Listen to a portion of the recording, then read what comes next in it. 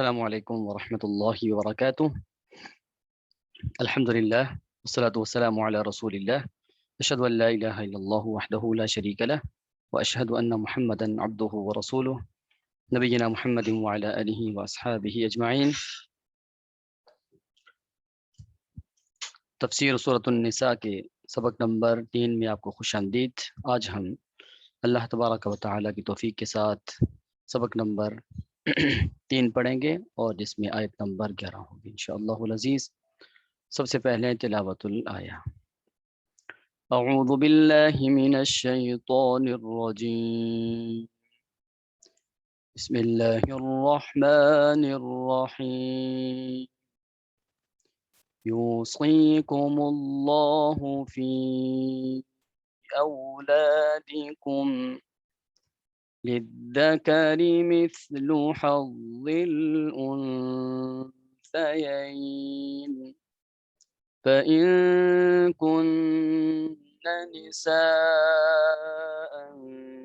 فوق اثنتين فلهن ثلثا ما ترك، وإن كانت واحدة فلها النصف، ولأبويه لكل واحد منهما السدس مما ترك إن كان له ولد، فإن لم يكن له ولد وورثه أبواه فلأمه الثلث، فإن كان له إخوة فلأمه السدس من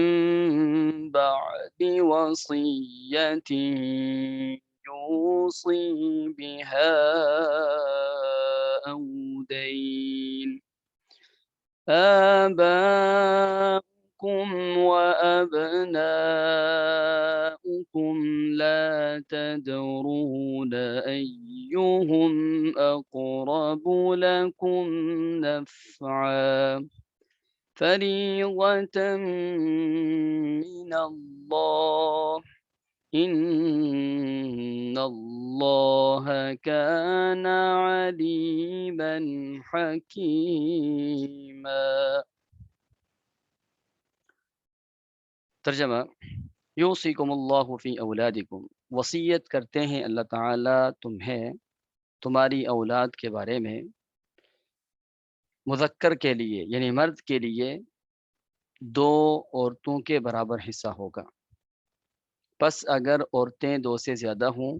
پس ان کے لیے 2/3 یعنی 2/3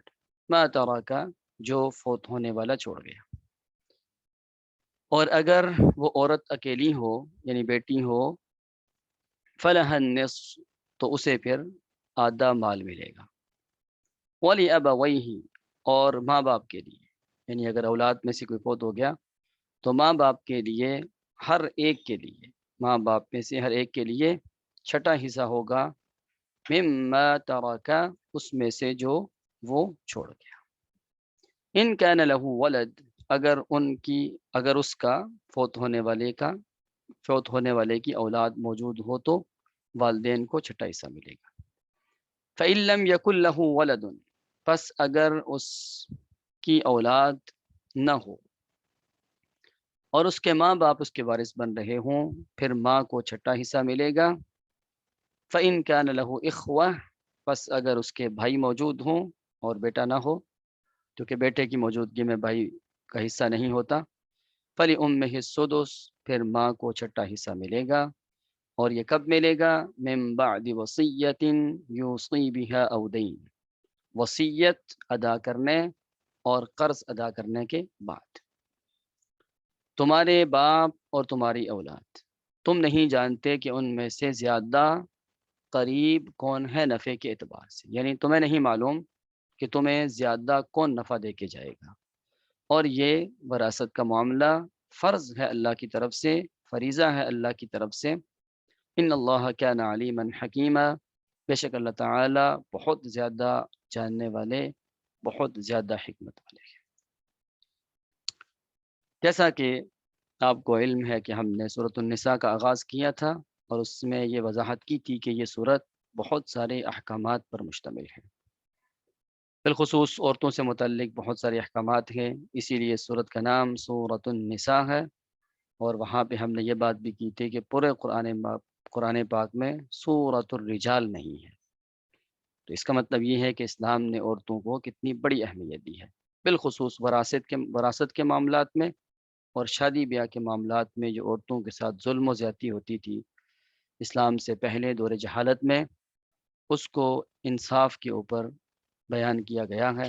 تاکہ کسی کے ساتھ کوئی زیادتی نہ ہو۔ تو اس کا مطلب یہ ہوا کہ اسلام سے بڑھ کے نعمت کوئی بھی نہیں۔ تو آئیے ہم دیکھتے ہیں کہ اس آیہ مبارکہ میں کیا بیان ہوا ہے۔ سب سے پہلی بات تو یہ ہے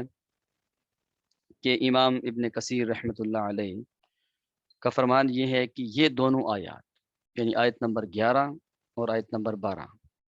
اور اسی طرح اس صورت کی آخری آیت، یہ وراثت کی بنیادی آیات ہیں، یعنی وراثت کے جتنے بھی مسائل ہیں وہ ان 3 آیات سے لیے گئے ہیں۔ اور یہ بات بھی آپ کو پتہ ہوگی، آپ کے علم میں ہوگی، قرآن پاک نے احکام و مسائل میں زیادہ تر اجمالی بات کی ہے اور تفصیلی بات رسول اللہ صلی اللہ علیہ وآلہ وسلم نے احادیث کی صورت میں ہمیں بتلائی ہے، لیکن چند ایک مسائل ایسے ہیں جن پہ اسلام نے تفصیلاً بات کی ہے، یعنی قرآن نے تفصیلاً بات کی۔ ان میں سے ایک وراثت ہے، ایک نکاح ہے اور ایک طلاق ہے۔ دیکھیے، وراثت، نکاح اور طلاق کا تعلق عبادات سے نہیں ہے بلکہ معاملات سے ہے۔ اس کا مطلب یہ ہے کہ آدمی کے معاملات اگر درست ہوں تو تب جا کے عبادات قبول ہوتی ہیں، اور کسی آدمی کے اچھے اور برے ہونے کا بھی پتہ معاملات سے چلتا ہے، عبادات سے نہیں۔ عبادات فرائض ہیں، ان کی تکمیل بھی لازم ہے، لیکن کیا اس سے کسی آدمی کے اچھے اور برے ہونے کا علم ہوتا ہے؟ نہیں ہوتا، وہ اور اس کے رب کا تعلق ہے۔ لیکن اچھے اور برے ہونے کا پتہ معاملات سے چلتا ہے، بالخصوص گھریلو معاملات، شادی بیاہ کے معاملات، اور اس کے بعد فوت ہونے کی صورت میں یا طلاق ہونے کی صورت میں بعد میں جو اس کا حصہ بنے گا اس کا کیا صورتحال بنے گی۔ تو ہمارے معاشرے میں عورتیں 2 اعتبار سے وراثت سے محروم کر دی جاتی ہیں۔ ایک تو شرم و حیا کے مارے عورتیں اپنے والد کے وراثت سے اپنا حصہ نہیں لیتی، جو کہ شرعاً درست نہیں، کیونکہ عورت اگر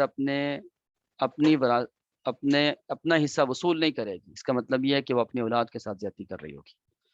اور دوسری صورت یہ بھی ہے کہ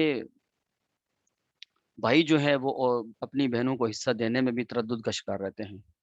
تو جب کہ اسلامی تعلیمات کی روشنی میں عورتوں کا جو حصہ بیان کیا گیا ہے اس کو فرض حصہ کہتے ہیں۔ اس آیت کے آخر میں ہم نے پڑھا ہے نا، فریضۃ، یہ اللہ کی طرف سے فرض ہے، لہٰذا چند ایک حصوں کا تذکرہ یہاں پہ کیا گیا ہے۔ لیکن آگے جانے سے پہلے یہ بات ذہن میں رہے کہ ان 3 آیات کے پڑھنے سے وراثت مکمل سمجھ نہیں آئے گی۔ وراثت ایک مکمل علم ہے، اس کو سمجھنے کے لیے الگ سے ایک باقاعدہ کورس کیا جائے تب جا کے سمجھ آئے گی۔ ہاں، احکامات کی بنیادی سمجھ آ جائے گی۔ اور اس کے بعد اگر آپ وراثت نکالنا چاہیں تو طریقہ کیا ہوتا ہے کہ جو بندہ فوت ہو چکا ہے اس کے جتنے رشتہ دار ہیں جو وارث بن سکتے ہیں ان کو بیان کیا جائے، اور اس کے بعد ان 3 آیات سے ان کے حصے نکال لیے جائیں۔ تو آتے ہیں اس طرف کہ یوصیکم اللہ فی اولادکم للذکر مثل حظ الانثیین۔ تو سب سے پہلی روایت صحیح بخاری کی ہے کہ جس میں حضرت جابر ابن عبداللہ رضی اللہ عنہ کے بارے میں آتا ہے کہ وہ بیمار ہو گئے، تو رسول اللہ صلی اللہ علیہ وآلہ وسلم اور ابو بکر رضی اللہ عنہ ان کی عیادت کے لیے تشریف لے گئے۔ تو حضرت جابر نے عرض کی آپ صلی اللہ علیہ وآلہ وسلم سے اپنے مال سے متعلق کہ میں اپنا مال کیسے تقسیم کروں۔ تو امام بخاری رحمۃ اللہ اس روایت کو لائے ہیں کتاب و تفسیر میں، اس آیت کی تفسیر میں، کہ پھر یہ آیت نازل ہوئی تھی، یعنی وراثت کا مسئلہ پیش آیا تو آپ علیہ الصلوۃ والسلام کے اوپر یہ آیہ مبارکہ نازل ہوئی تھی۔ اور ایک اور روایت ہے جسے امام ابو داؤد رحمۃ اللہ علیہ نے ذکر کیا ہے کہ حضرت سعد ابن ربی رضی اللہ عنہ وفات پا گئے اور ان کی بیٹیوں کے چچا نے یعنی سعد کے بھائی نے سارا مال سنبھال لیا۔ سعد رضی اللہ عنہ کی دو لڑکیاں تھیں، ان کی بیوی نے آپ صلی اللہ علیہ وآلہ وسلم سے ورثے کا سوال کیا تو یہ آیت نازل ہوئی۔ اور عرب میں تھا ہی ایسے کہ وارث سارا مال لے لیا کرتا تھا۔ جب یہ معاملہ ہوا اسلام قبول کرنے کے بعد تو پھر ان سے یعنی انہوں نے بھی ویسے ہی کیا جیسا رواج تھا سعد کے بھائی نے۔ تو پھر کیا ہوا، یہ آیت نازل ہوئی اور اس میں کیا بیان کیا گیا ہے کہ آپ صلی اللہ علیہ وسلم نے لڑکیوں کے چچا کو پیغام بھیجا کہ سعد کی دو بیٹیوں کو 2/3، ہمیں پڑھا نا، ثلثا ما ترک فإن كن نساء فوق اثنتين فلهن ثلثا ما ترک، 2/3، اور ان کی ماں کو 8واں حصہ دے دیا جائے، کیونکہ بیوی کو 8واں حصہ ملتا ہے اگر اولاد موجود ہو، تو اس کے بعد والی آیت میں ذکر آئے گا انشاءاللہ۔ اور جو باقی بچ جائے وہ تمہارے لیے ہے، یعنی باقی بچ جانے کا مطلب یہ ہے کہ یہ فرض حصہ تقسیم کرنے کے بعد باقی بچ جانے والا مال اسبا رشتہ دار کو ہوگا۔ اسبا اس رشتہ دار کو کہتے ہیں کہ جو فرض حصہ لینے کے بعد بچ جاتا ہے اور سب سے قریبی رشتہ دار کو دیا جاتا ہے۔ تو فرض حصہ 2 بیٹیوں کو 2/3 2/3، اور چھٹا حصہ بلکہ 8واں حصہ ان کی اہلیہ کو، اور باقی جو سب سے قریبی رشتہ دار تھا وہ ان کا بھائی ہی تھا جس نے سارا مال رکھ لیا تھا، تو لہٰذا ان کو بچا ہوا مال ملے گا۔ اور للذکر مثل حظ الانثیین، مطلب یہ ہے کہ جب اولاد میں لڑکے اور لڑکیاں دونوں موجود ہوں تو لڑکے کو لڑکی کی بنسبت دگنا ملے گا۔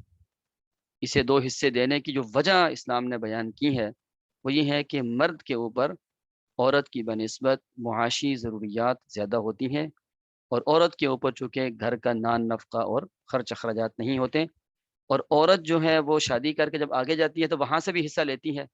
جبکہ مرد نہیں لیتا۔ تو ایسی کیفیت میں عورت کے لیے جو حصہ ہے وہ آدھا ہے، وہ نصف حصہ ہے۔ فَإِن كُنَّ نِسَاءً فَوْقَ اثْنَتَيْنِ فَلَهُنَّ ثُلُثَا مَا تَرَكَ، 2 سے زیادہ عورتیں اگر ہوں تو پھر 2/3 میں شریک ہوتی ہیں، جیسے اوپر ہم نے روایت پڑھی حضرت سعد ابن ربی رضی اللہ عنہ کے بیٹیوں سے متعلق۔ اللہ اکبر۔ البتہ اس حکم سے نا چند صورتیں مستثنا ہیں،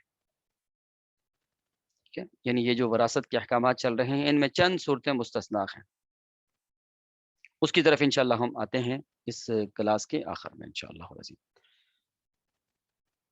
وَإِن كَانَتْ وَاحِدَةً فَلَهَا النِّصْفُ، اگر وہ عورت اکیلی ہو یعنی بیٹی اکیلی ہو تو پھر اس کو آدھا حصہ ملے گا، یعنی بیٹی ایک ہو تو کل مال کا آدھا حصہ اگر اس کے بھائی موجود نہیں ہے، اگر بھائی موجود ہیں تو پھر للذکر مثل حظ الانثیین ہو جائے گا، اور اگر بیٹیاں جو ہیں وہ 2 سے زیادہ 1 سے زیادہ ہیں تو پھر 2/3 کے اندر وہ شریک ہو جائیں گی۔ وَلِأَبَوَيْهِ لِكُلِّ وَاحِدٍ مِّنْهُمَا السُّدُسُ مِمَّا تَرَكَ إِن كَانَ لَهُ وَلَدٌ، یعنی میت کی اولاد ہونے کی صورت میں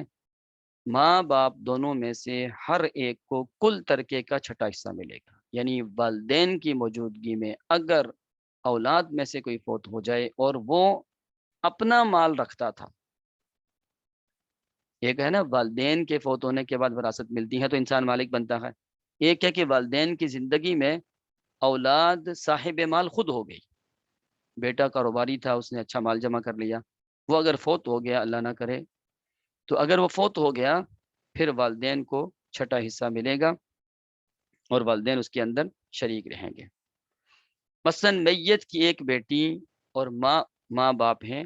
تو ترکے کے 6 مساوی حصے کیے جائیں گے، بیٹی کو 3 حصے نصف، ماں کو 1 حصہ سدس اور باپ کو 1 حصہ سدس یعنی چھٹا حصہ مقرر شدہ ملے گا۔ 1 حصہ یعنی سدس جو باقی پیچھے بچ جائے گا عصبہ ہونے کی وجہ سے وہ ملے گا۔ اگر میت کی 2 یا زیادہ بیٹیاں ہوں گی تو ترکے کے 6 حصوں میں سے 4 حصے 2 ثلث یعنی بیٹیوں کے اور 1 حصہ سدس یعنی 1/6 ماں باپ کا ہوگا، اور اگر ماں باپ کے ساتھ لڑکے لڑکیاں دونوں ہیں تو ماں باپ میں سے ہر ایک کو چھٹا حصہ دینے کے بعد جو باقی بچے اس میں لڑکے کے 2 حصے اور لڑکی کا 1 حصہ ہوگا۔ تو جیسے میں نے آپ کو شروع میں بات کی کہ یہ چونکہ جمع تفریق والا معاملہ ہے تو اس میں ٹینشن نہیں لینی اور نہ ہی یہ زبانی یاد کرنے کی کوشش کرنی ہے، یہاں صرف آیت کے مفہوم کو سمجھتے چلے جائیں۔ جب کوئی مسئلہ درپیش ہے تو اب تو ایسی ایپس بھی موجود ہیں، آپ اس پہ تمام رشتہ داروں کو لکھیں تو وہ آپ کو 1 سیکنڈ میں وراثت کے حصے نکال کے دے دے گا۔ فَإِن لَمْ يَكُنْ لَهُ وَلَدٌ، یہ دیکھیے فَإِن لَمْ يَكُنْ لَهُ وَلَدٌ، اگر ان کی اولاد نہ ہو، یعنی فوت ہونے والے کی اولاد نہ ہو اور ماں باپ اس کے وارث بن رہے ہوں، تو یہ ماں باپ کی دوسری حالت ہے، یعنی میت کی کوئی اولاد نہ ہو اور اس کے ماں باپ زندہ ہوں تو ماں کو 1/3 ملے گا اور بقیہ 2/3 حصہ باپ کو مل جائے گا۔ اور اگر ماں باپ کے ساتھ میت کے مرد ہونے کی صورت میں بیوی اور عورت ہونے کی صورت میں اس کا شوہر زندہ ہوا تو شوہر یا بیوی کا حصہ جس کا ذکر اس کے بعد والی آیت میں آ رہا ہے پھر وہ ہوگا۔ فَإِن كَانَ لَهُ إِخْوَةٌ فَلِأُمِّهِ السُّدُسُ، اگر اس کے بھائی موجود ہوں گے تو ماں کو 6واں حصہ ملے گا۔ یہاں پہ ایک بہت اہم بات جو وراثت کے معاملات میں عمومی طور پہ نہیں کی جاتی وہ کیا ہے؟ یہ دیکھیے اس آیت کا اختتام جہاں ہو رہا ہے، من بعد وصیۃ یوصی بها او دین، یہ جتنے احکام وراثت بیان ہوئے ہیں یہ 2 کام کرنے کے بعد ہوں گے، یعنی وراثت تقسیم 2 کام کے بعد ہوگی، ایک وصیت پوری کرنے کے بعد اور ایک قرض۔ یہاں دیکھیے وصیت پہلے لکھی ہے، قرض بعد میں، لیکن معاملہ حدیث کے مطابق جب دیکھیں گے تو سب سے پہلے تدفین کے بعد سب سے پہلے قرض ادا کیا جائے گا، قرض سے جو مال بچ جائے گا اس میں سے وصیت کی جائے گی۔ وصیت کے بارے میں بھی پابندی ہے اور وہ کیا ہے کہ زیادہ سے زیادہ کوئی بندہ وصیت کرنا چاہتا ہے اپنے کل ترکہ میں سے وہ 1/3 کر سکتا ہے بس، یعنی 1/3 بس، 1/3 حصے کی وصیت کر سکتا ہے۔ اس سے زیادہ کی وصیت اگر کسی نے کی وہ کل عدم ہوگی،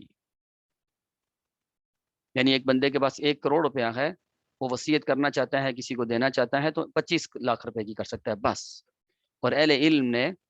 جو آپ علیہ السلام کا فرمان ہے نا والثلث کثیر، یہ 1/3 بھی زیادہ ہے، اس کو سامنے رکھتے ہوئے فرمایا کہ سب سے بہترین وصیت 1/4 ہی ہے، یعنی 1/4 سے زیادہ آپ وصیت نہیں کر سکتے، تو اتنی ہی کرنی چاہیے۔ پہلے کیا کریں کہ تدفین کے بعد کل مال کو کا حساب لگا کے قرض ادا کریں گے، اگر قرض ہے تو ادا کریں گے، نہیں تو وصیت پوری کریں گے، اگر یہ دونوں صورتیں ہو گئیں یا دونوں صورتیں نہیں تھیں پھر جو مال بچ گیا ہے اس کو تقسیم کیا جائے گا بتائے ہوئے طریقے کے مطابق۔ دوسری بات یہاں پہ یہ یاد رکھیں، ہمارے ہاں وراثت تقسیم کرنے میں تاخیر کی جاتی ہے، یہ شرعاً درست نہیں ہے۔ جو ہی آدمی فوت ہو، محدثین کے ہاں کیا طریقہ کار ہوتا تھا، اگر کوئی عورت اپنے گھر میں آٹا گوندھ رہی ہوتی تھی اور پتہ چلتا تھا کہ میرے شوہر فوت ہو گئے ہیں، وہ آٹا گوندتے گوندتے درمیان میں رک جاتی تھی کہ اب یہ جو آٹا ہے یہ وراثت کے اصولوں پہ تقسیم ہو گیا ہے، اب یہ آٹا ہم روٹی بنا کر ویسے نہیں کھا سکتے جیسے ان کی زندگی میں کھاتے تھے، لہٰذا یہ وراثت کے احکام کے اوپر چلا گیا ہے، نہیں کھائیں گے۔ اتنی امانت داری جن لوگوں کے ہاں تھی تو ان کی اولادیں پھر محدثین بنتی تھی، اور ہمارے ہاں اس کے بالکل الٹ ہے کہ جو فوت ہو گیا اس کی وراثت تقسیم ہوتی ہے بہت عرصے بعد جا کے، اور اتنی الجھنیں پڑ جاتی ہیں کہ جن میں وراثت تقسیم ہونی تھی ان کے بھی آگے 2 نسلیں جوان ہو جاتی ہیں، پھر لوگ الجھتے ہیں اور پریشانیاں اور لڑائیاں اور جھگڑے، لہٰذا وراثت فوراً تقسیم کر دینی چاہیے۔ اور اس میں یہ جو عنصر ہمارے معاشرے میں پایا جاتا ہے کہ بیٹیوں کو شرم و حیا کی بنا پہ بیٹیاں مال نہیں لیتی یا پھر بھائی دیتے نہیں ہیں، ان دونوں صورتوں کی حوصلہ شکنی ہونی چاہیے اور بچیوں کو اپنا حصہ لینا چاہیے۔ میں جب جامعہ سلفیہ پڑھتا تھا تو ہمارے استاد محترم اللہ تعالیٰ ان کو سلامتی والی زندگی عطا فرمائے، مفتی عبد الحنان زاہد حفیظہ اللہ، ان سے کسی آدمی نے آ کے پوچھا کہ جو بیٹی اپنا حصہ لینا ہی نہ چاہے تو انہوں نے فرمایا کہ وہ اپنی اولاد کے ساتھ زیادتی کر رہی ہے، ہاں حصہ لے لے،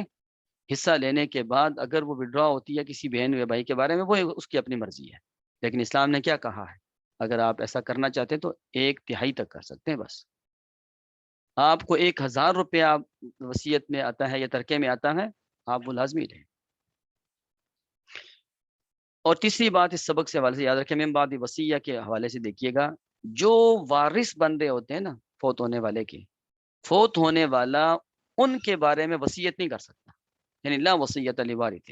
وارث کے حق میں وصیت نہیں ہو سکتی۔ یعنی کوئی آدمی یہ وصیت کر جائے، میرا فلاں بیٹا ہے جس نے میری خدمت زیادہ کی تھی باقی بیٹوں کی بنسبت، لہٰذا میرے مال کا اتنا حصہ اس کو اضافی دے دیا جائے گا، کل عدم ہوگا، اس کی کوئی حیثیت نہیں ہوگی اور بابا جی کی بات نہیں مانی جائے گی، اس لیے کہ اصحاب الفروض جو ہیں جن کے حصے مقررے وہ بیان کر دیے گئے۔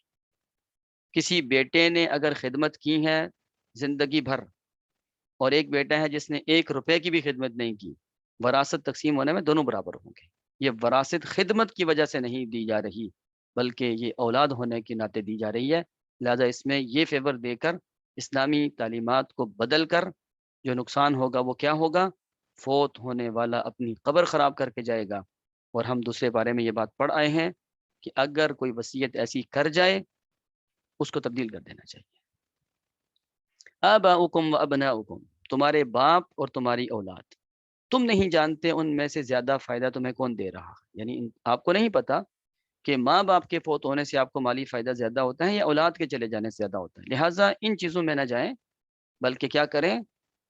جو اللہ تعالیٰ نے احکام بیان فرما دیے وراثت کے، اس کے مطابق رہی ہے۔ اور وراثت ایک ایسا علم ہے کہ جو امت میں سب سے پہلے اٹھا ہے، وراثت کا علم سب سے پہلے اٹھا ہے۔ اور ایک روایت کے مطابق آپ علیہ الصلوۃ والسلام نے فرمایا کہ قرب قیامت کی نشانیوں میں سے ایک نشانی یہ ہے کہ وراثت کا علم اٹھ جائے گا۔ اور ہمارے استاد محترم جن سے میں نے وراثت پڑھی تھی، مولانا محمد یونس بٹ حفظ رحمہ اللہ تعالی رحمۃ واسعہ، اللہم ادخلہ الجنۃ الفردوس، وہ فرمایا کرتے تھے کہ اگر آپ چاہتے ہیں کہ قیامت جلدی نہ آئے تو پھر وراثت کے احکام سیکھیں، کیونکہ وراثت کے احکام جب ختم ہوں گے تو پھر قیامت آئے گی۔ اور آج آپ دیکھ لیں وراثت کے احکام علماء کو نہیں آتے، چند ایک ہیں چیدہ چیدہ جن کو وراثت آتی ہے۔ اور وراثت کا علم حضرت زید رضی اللہ عنہ اس کے امام تھے، اور بہت ہی اہم ہے، اور ہے بھی بہت آسان ہے، البتہ تھوڑا ٹیکنیکل، اس کو رٹا نہیں لگایا جا سکتا، اس کو سمجھا ہی جا سکتا ہے۔ تو اللہ تعالیٰ آیت کے اختتام پہ، چونکہ جیسے میں اکثر آپ سے عرض کرتا ہوں کہ اختتام بڑا اہم ہوتا ہے، جس طرح ہم دنیا سے جائیں گے تو اختتام بڑا اہم ہوتا ہے، کہ جس نے مرتے وقت کلمہ پڑھ لیا، اللہ تعالیٰ ہم سب کو توفیق دے دے، تو وہ جنت میں جائے گا نا۔ تو انما الاعمال بالخواتیم، تو یہاں پر بھی آپ دیکھیں تمام آیات کا اختتام بڑا اہم ہوتا ہے، فریضۃ من اللہ، یہ مسائل بیان کرنے کے بعد یعنی سٹیمپ لگا دی، یہ اللہ کی طرف سے فرض ہے، فرض، ایک آدمی ان کے مطابق نہیں چلتا وہ فرض کا تارک ہے، وہ حرام کا مرتکب ہے۔ ان اللہ کان علیما حکیما، یہ جو ہم وراثت کی اپنے طریقے اختیار کر جاتے ہیں نا، تو آیت کا اختتام دیکھیں، بے شک اللہ تعالیٰ بہت زیادہ علم والے، بہت زیادہ حکمت والے ہیں، یعنی جو مسائل بیان ہوئے ہیں یہ اللہ تعالیٰ نے بہت بڑے علم کا نتیجہ ہے،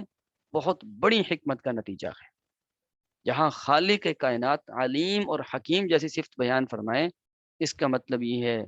کہ انتہائی حکیمانہ انداز ہے انسانیت کی فلاح و بہبود کے لیے۔ یہاں پہ لوگوں کو من و عن اسی طرح وراثت کو تقسیم کرنا چاہیے، اور اپنے فلسفے یہاں بیان نہیں کرنے چاہیے باہر کے۔ تو جو چیز اللہ تعالیٰ نے ہمارے لیے رکھی ہے، قرآن جیسی نعمت اور مسائل جیسے بہترین انعامات، ان سے ہمیں آگے پیچھے نہیں ہونا چاہیے۔ اور جو بندہ فوت ہوا ہے اس کے فوراً بعد اس کی قرضہ ادا کریں اور اس کی وصیت پوری کریں، اور اس کے بعد احکام وراثت کے احکامات کے مطابق وراثت تقسیم کریں۔ یعنی جو بندہ چلا گیا ہے نا، اس کی جان چھڑائیں، جلد از جلد احکام بات کے اوپر عمل کر کے ان کے حصے ان کو دیں، تاکہ ان کی قبر تو خراب نہ ہو۔ اور اس میں بالکل تاخیر نہیں ہونی چاہیے۔ اور اس میں ایک بہت بڑی بات آپ سارے جانتے ہیں، وہ یہ ہے، اگر مرنے والا پیسے چھوڑ گیا نا، تو پیسہ ڈی ویلیو ہوتے ٹائم ہی نہیں لگتا، آج اس کی ویلیو کچھ اور ہے، کل اس کی ویلیو کچھ اور ہے۔ تو پیسوں کو اگر آپ سنبھال کے رکھیں گے، جی تھوڑے عرصے بعد تقسیم کرتے ہیں، تو یہ بہت بڑی زیادتی ہوگی۔ یعنی آج بندہ فوت ہوا، کل وراثت تقسیم کرو۔ اللہ تبارک و تعالی مجھے اور آپ کو ان حکمت آموز مسائل و احکامات کو سمجھنے کی اور اس کے مطابق چلنے کی توفیق عطا فرمائے۔ اللہ تعالیٰ سب مسلمانوں کو ہدایت عطا فرمائے۔ وآخر دعوانا ان الحمد لله رب العالمين سبحانك اللهم وبحمدك أشهد أن لا إله إلا أنت أستغفرك وأتوب إليك۔ السلام عليكم ورحمة الله وبركاته۔